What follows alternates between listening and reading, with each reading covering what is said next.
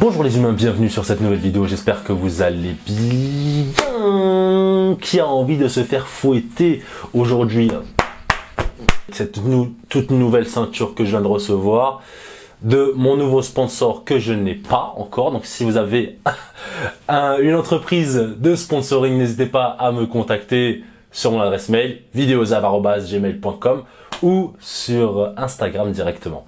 Aujourd'hui, les humains, on va parler du gauntlet, du fait de se faire fouetter lorsque vous avez votre nouvelle ceinture, votre nouveau grade. Alors c'est une tradition au JJB qui fait autant rire que grincer des dents, un rite de passage symbolique ou une forme de bizutage qu'on devrait abandonner. On va voir ensemble dans cette vidéo d'où ça vient, comment ça se pratique, pourquoi certains l'adorent et d'autres le détestent. Avant de commencer, n'hésitez pas à vous abonner, liker et partager la vidéo. Si vous voulez me soutenir, il n'y a aucun problème. Si vous ne m'aimez pas, il n'y a pas de souci. Ne regardez pas la vidéo, je suis pas cadré là. Un peu mieux comme ça? Yes, nickel. Avant de commencer la vidéo, n'hésitez pas à me soutenir, donc à vous abonner, liker, partager si le contenu vous plaît et vous intéresse. Dans cette chaîne, on parle de judo, de jiu-jitsu brésilien, un petit peu aussi de ce qu'il y a autour, notamment la musculation et la préparation physique. Et on commence juste après le générique que je n'ai toujours pas. Donc celui qui veut me faire un générique, vous m'envoyez un message sur Instagram. Alors les origines du gauntlet, de la traversée, d'où ça vient? C'est une tradition du jiu-jitsu brésilien, surtout dans les académies Gracie. Pourquoi c'est fait?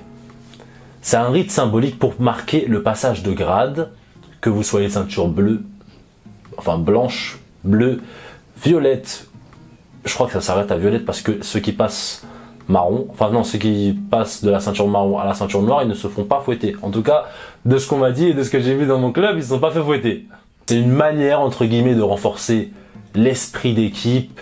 Vous faites la traversée douloureuse, entre guillemets, entouré de vos camarades, vos frères et sœurs qui sont là pour vous éclater avec la ceinture. C'est aussi à l'origine une célébration joyeuse. C'est pour ça qu'on l'applique lors des remises de grade qui sont une célébration joyeuse évidemment. Alors comment ça se déroule? Ça se déroule juste après la remise des grades. Les partenaires forment deux lignes et ils vont vous fouetter. Le mieux c'est que je vous montre une petite vidéo. Ça se fait torse nu, ça se fait en kimono, ça dépend. Attends, je vais vous montrer celle-là, ça sera mieux.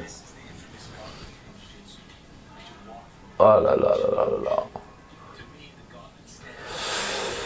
Pauvre Pichoun. Et regardez comment il a fini, attends. Comment il a fini le bonhomme? Normalement, je l'ai enregistré. Aïe aïe aïe aïe aïe aïe aïe. Pas envie de finir comme ça, moi, hein, j'ai pas envie. Donc on enlève le kimono ou pas, on peut le garder. Vous mettez sur la file et vous faites fouetter. Ça dure un aller-retour. Il y a toute une symbolique derrière cette petite traversée, c'est la résilience, la solidarité, la fin d'un cycle et le début d'un autre. C'est aussi une manière de tester votre mental. Tu as gagné ta ceinture, mais tu dois encore montrer que tu acceptes la douleur et que tu restes humble. Certains y voient une fête de la fraternité et un moment fort d'émotion. Mais il y a également des critiques et des controverses autour de ce sujet. Moi, par exemple, j'adhère pas. Je vais pas vous mentir, je dis la vérité dans cette chaîne YouTube. C'est pas un truc que je kiffe faire. Même fouetter les gens, hein, d'accord. Après, ça reste une tradition, donc il n'y a aucun souci avec ça. Je viens de commencer le sport, je vais pas commencer à faire le malin, à me dire ah non, je le fais pas. Il n'y a pas de souci, d'accord. On passe. Et je suis quand même un ancien, donc les gens vont pas me fouetter comme les petits jeunes, ils vont fouetter tranquillement. Et moi aussi, je fouette pas comme un fou, d'accord? Je l'ai déjà fait l'année dernière, moi je fais juste tac et c'est réglé, tu vois. C'est juste histoire de participer à la fête. Pour revenir aux critiques qu'il y a eu sur ce sujet-là, il y en a qui le voient comme un bizutage inutile. Ça peut être vu comme une violence physique injustifiée, pas adaptée dans certains contextes modernes, surtout en 2025. Et certaines fédérations ou académies l'ont complètement interdit. Il y en a d'autres qui pensent que c'est une perte de culture si on l'abandonne.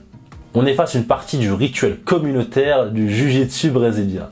Ça fait partie du folklore, de la transmission des valeurs du dojo. Alors, est-ce que c'est safe? Est-ce que ça peut être dangereux? Tout dépend comment vous le faites. Je sais qu'il y a des malades, il y a des fous qui vont faire des nœuds dans leur ceinture. D'accord? Ils vont faire un nœud dans la ceinture et ils vont fouetter comme je sais pas quoi. Je vois pas trop l'utilité. Après, normalement, il faut que ça reste joyeux, il faut que ça reste une fête.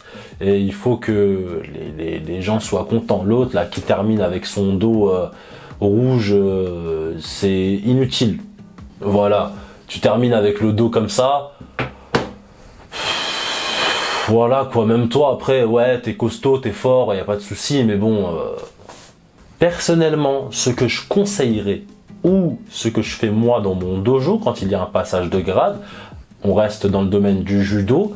Moi, ce que je fais, c'est que je fais faire des randori, donc des sparring, où la personne reste sur place. Donc je le mets lui ici, j'en mets 4 contre lui, et toutes les 2 minutes ou toutes les minutes il doit changer. Donc ça lui fait 4 minutes avec 4 personnes différentes et il fait du sparring non-stop, il s'arrête pas. Après, ce que je fais aussi avec les jeunes, c'est que je les fais combattre contre moi. Ils aiment bien en général d'avoir, je suis gentil moi comme professeur, donc y a pas de souci, hein. Mais bon, je laisse pas me faire tomber et je les fais chuter comme il faut. Donc ce que je viens de dire, ça peut être des alternatives à ce rite traditionnel. Après, encore une fois, ceux qui le font, on n'a rien contre eux. Par contre, faut pas abuser. Juste, faut pas abuser du truc. Parce qu'il y en a qui ressortent avec des fouettages. Il y en a qui vont... il y en a qui vont acheter une nouvelle ceinture juste pour ça. Ou qui vont ramener leur ceinture en fer, là, juste pour ça. Notre prof de jiu-jitsu brésilien, lui, par exemple, il fait aussi des cérémonies à l'oral, d'accord. Il est très bon en discours. Il fait des bons discours et du coup, il fait un discours sur à chaque personne auquel il remet mon diplôme. J'ai remis mon diplôme. Moi aussi, j'avais un diplôme de ceinture bleue. Je sais plus où est-ce que je l'ai mis. Un diplôme de ceinture bleue. Il remet le diplôme, il remet la ceinture. On se prend en photo. Bon, on se fait fouetter quand même après. Hein, tout le monde se fait fouetter. Mais c'est plus un moment de partage qu'un moment de ouais, on va les fouetter, ça va être génial. Non, un moment de partage et on le fait en général tout le monde tous en même temps. Alors à votre avis, est-ce que c'est un rituel qu'on doit garder? Est-ce que c'est quelque chose que vous détestez? Est-ce que c'est quelque chose que vous adorez, les sadiques là, les fous là? Faites-le moi savoir en commentaire. N'hésitez pas à me dire si vous avez eu une très bonne ou une très mauvaise expérience sur ce sujet là. On se revoit demain pour une nouvelle vidéo. Salut, ciao, bye les humains. Subscribe to my channel.